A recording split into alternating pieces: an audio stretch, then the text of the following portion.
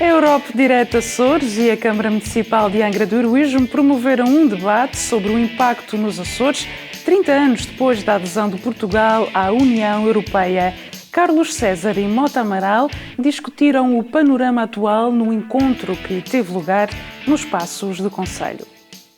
A adesão de Portugal e com os Açores realiza-se em 1985, os primeiros 10 anos, digamos, o período seguinte foi diretamente da responsabilidade dele. Terá com certeza muitos elementos e quero aqui dizer com uma grande satisfação contracenar com ele. A história de sucesso e de ganhos a vários níveis, dizem os antigos presidentes do Governo Regional dos Açores, acerca do balanço de 30 anos de integração de Portugal no projeto europeu e do impacto na região. Mota Amaral e Carlos César abordaram o tema numa conferência que teve lugar nos Passos do Concelho de Angra do Heroísmo. Nós não estamos na Europa com aquela mentalidade de sermos uns pobrezinhos que vão lá a tentar apanhar algumas esmolas. Nós estamos lá de cabeça erguida, como cidadãos de parte inteira, convencidos de que não estamos apenas numa atitude passiva, mas dando um contributo, enriquecendo o conjunto. Felizmente, essa doutrina hoje em dia pode ser que está adquirida. Percebe-se perfeitamente, mas ainda com toda essa atualidade dos mares e dos recursos marinhos, como as regiões mais remotas da comunidade, as regiões perdidas nos oceanos, são um grande valor para a afirmação e para a projeção da União Europeia. Com isso, portanto, a nossa cidadania, que é antes de mais nada açoriana, que é também portuguesa e com grande honra, que passa a ser também europeia, enriquece-se mais ainda, alarga-se o nosso horizonte. Julgo que isto é para nós um motivo de satisfação, o facto de termos todos passaporte europeu, dá-nos portas abertas para toda a Europa e para todo o mundo, e isto é, sem dúvida nenhuma, um fator que nos promove e nos dignifica.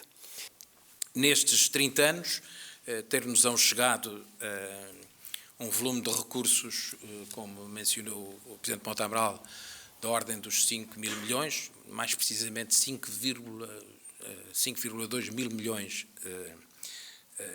de euros a preços atuais, com as correções e as atualizações devidas. Tratou-se de uma contribuição insubstituível que nos permitiu fazer face a um processo modernizador e a despesas contínuas de construção e recuperação de infraestruturas relevantes. Nem todas estas últimas despesas representaram ganhos estruturais, multiplicadores ou inovadores da nossa economia, isso é certo. Mas, para se compreender melhor esta anotação, basta pensarmos que, por exemplo, enquanto eu exerci a presidência do Governo durante 16 anos, nunca tive um ano em que não se gastassem muitos e muitos milhões de euros na recuperação de infraestruturas já existentes e que apenas tinham que ser recuperadas pelo efeito de catástrofes. Nunca, em 16 anos, tive um orçamento que não tivesse uma obra portuária de muitos milhões de euros em curso. O que significa que a região foi muitas vezes, e esses recursos foram muitas vezes mobilizados para recuperar, ou, na melhor das hipóteses, renovar infraestruturas já existentes e, se isso não tivesse acontecido naturalmente, poderíamos ter libertado muitas centenas de milhões de euros para outras finalidades e outros, apoios. Estas figuras incontornáveis da esfera política açoriana e nacional, de direita e de esquerda, juntas pela primeira vez nesse contexto, mantiveram um discurso elucidativo do panorama atual europeu.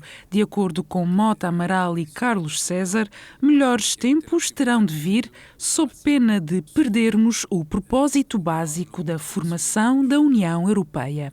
A voz da Europa precisava ser ouvida, mas é a voz da Europa que defende os direitos humanos, que defende a economia social de mercado, que pretende a coesão económica e social. e não a Europa dos bancos e das moedas dos déficits e não dos superávites pretendidos e não conseguidos, frustrados. Europa do desemprego massivo. 20 milhões de desempregados, dos quais uma grande fatia são de gente nova que se formou, que terminou a sua vida e que depois não tem os seus estudos e que não tem projeto de vida, que não tem trabalho, não tem emprego. E isto é aceitável? Não é. Porque não faltam recursos para dar a volta. O que acontece é que estamos agarrados a um certo conjunto de preconceitos. Um deles é este, de que nada se pode fazer para defender os interesses próprios, porque é preciso que a mão invisível do mercado resolva tudo. E não se pode ir pela via do protecionismo. Isto é a última blasfémia, protecionismo. Bom, mas o sucesso do mercado comum foi abolir as fronteiras dentro do mercado comum, dentro dos países membros, e estabelecer uma barreira aduaneira para o exterior. Depois isso foi desfazendo-se para proteger, para facilitar a vida dos outros. Não é? Mas o que estamos a assistir é que este desmantelar das defesas económicas da Europa tem sido feito para benefício, em benefício usamos a expressão certa, do capital financeiro, que corre o mundo à procura das mais-valias que pode lucrar, com prejuízo, impondo situações de dumping económico e social absolutamente vergonhosas. E nós ficamos indiferentes perante isto? Não podemos. Temos que nos indignar com essas situações. Não pode ser. Fala-se muito na Organização Mundial de Comércio. Não se fala nada da Organização Internacional do Trabalho. Ora, é preciso defender a dignidade do trabalho, a dignidade dos trabalhadores, dos nossos e dos outros todos. Tem que haver uma globalização, não apenas da economia, mas uma globalização dos direitos humanos. Uma é que, enfim, a Europa já não é o que era. E outra é que a esquerda também já não é o que era, não é? Portanto, mas isso é muito saudável e acho que é excelente que haja quem conclua assim. Eu acho que há esta crise europeia e esta rarefação, como eu tenho dito, institucional na Europa, tem muito a ver com o aprisionamento em que nos levaram sobre dois papões. Um era o Estado e o outro era, digamos, o dogmatismo da igualdade. Afinal, a destruição, digamos, dos poderes do Estado corresponde, digamos, a um desarme dos instrumentos de regulamentação que propiciam justamente que esses poderes estejam à solta e comandem o desregramento atual na Europa. E se nós dizemos isso sobre a Europa, também devemos dizer isso sobre cada um dos nossos países. E também as questões da igualdade. Houve uma diabolização da procura e da defesa da igualdade. E porquê? Porque foi dominante e ainda é dominante no contexto europeu uma corrente que entende que o máximo de desigualdades corresponde a um máximo de competitividade, com o enfraquecimento de que o máximo de igualdade corresponde a um máximo de sustentabilidade. E com o afastamento, inclusive, já para dar uma boleia ali à observação feita pelo Presidente Monte Amaral, com a complexidade e com a traição a esse respeito feita por um vasto conjunto de políticos socialistas e sociais-democratas europeus, que claudicaram nesse combate e nessa fronteira. A procura não é a da desigualdade para a competitividade, a procura tem que ser a da igualdade para a sustentabilidade. Essa é a grande linha de fratura com que hoje nos confrontamos na Europa e que há de certamente gerar uma reestruturação e uma remodelação do modelo partidário e ideológico na Europa. Espero que isso aconteça com grande velocidade antes que os extremos tomem conta disso. São 30 anos de Portugal na União Europeia e 40 de autonomia nos Açores. De que maneira ambas se relacionam? Hoje em dia, parece-me, no panorama mundial tão cheio de interdependências, ninguém é independente por si. No campo autonómico, de autonomias, que é um degrau abaixo, trata-se também de uma gestão das dependências, de forma a encontrar um equilíbrio que melhor sirva os interesses próprios. Porque esses sim que existem e são inquestionáveis. Ora bem, a nossa experiência de 40 anos de autonomia constitucional tem sido uma experiência muito positiva. Vamos gerindo essas dependências, sim senhor. Nós estamos inseridos na realidade nacional, somos portugueses, acho com muita honra, somos também europeus e também com muita honra. O nosso exercício da autonomia é também um exercício de cidadania portuguesa e europeia. Não queremos de forma nenhuma que a nossa autonomia seja vista pelos outros participantes neste processo como sendo um isolamento e um ostracismo. Uma ostracização. Não, senhor, nós estamos inseridos. Bom, eu creio que enfim, a autonomia tem sempre um significado original, não é? Que é seguramente o melhor, que é o de ter a possibilidade de fazer o máximo possível com o menor número de condicionamentos. Não é? E, portanto, é sempre na procura desse máximo de decisão com o mínimo de condicionamento que eu avalio a virtualidade da autonomia regional.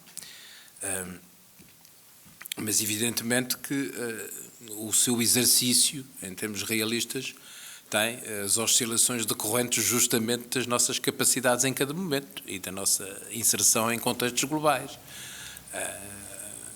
Há períodos onde há maior permissividade e maior possibilidade em simultâneo de exercermos um poder mais efetivo, há outros que representam um recuo, uma estratégia de contenção. Aquilo que eu defendo é que o exercício da autonomia no atual quadro constitucional depende justamente dessa avaliação que tem uma subjetividade comprovada. Digamos que o intérprete nacional tem também ele as suas oscilações, tempos de melhor boa vontade, de menor boa vontade. O que é preciso é aproveitar cada um desses tempos. Agora, eu creio que o regime, tal como está, tem respondido positivamente aos desafios com que os Açores se confrontam. Há sempre possibilidades, evidentemente, de aproveitar, de melhorar alguns aspectos no plano institucional e no plano competencial. Podemos sempre exercer a vingança final, que é dar cabo do nado morto.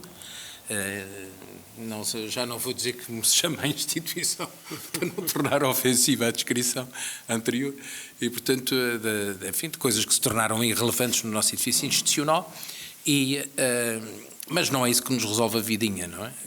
Mas, de qualquer modo, eu acho que a nossa autonomia tem que se ganha no plano real, no plano económico, no plano social, no plano cultural.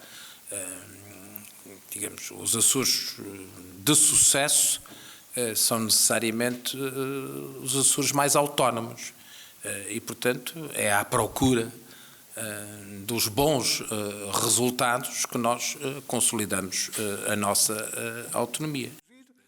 A conferência sobre o impacto nos Açores, 30 anos depois da adesão de Portugal à União Europeia, resultou de uma organização conjunta da Europe Direct Açores e da Câmara Municipal de Angra do Heroísmo.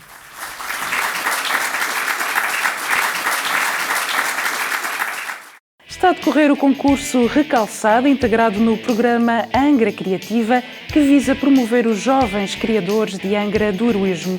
Os interessados podem entregar os seus projetos artísticos até dia 12 de junho. O projeto vencedor será adaptado em Calçada, no Alto das Covas. Esta é uma iniciativa da Associação Cultural Burra de Milho. A Escola Básica Tomás de Borba vai acolher a segunda feira medieval nos dias 2 e 3 de junho. Trata-se de uma iniciativa do Departamento de Ciências Sociais e Humanas que convida a comunidade escolar e os visitantes a embarcar numa viagem ao imaginário medieval. A entrada é livre. É um prazer estar consigo uma vez mais em AzorosTV.com. Continue na nossa companhia, veja e reveja os vídeos e as reportagens da sua preferência. Até amanhã, fique bem.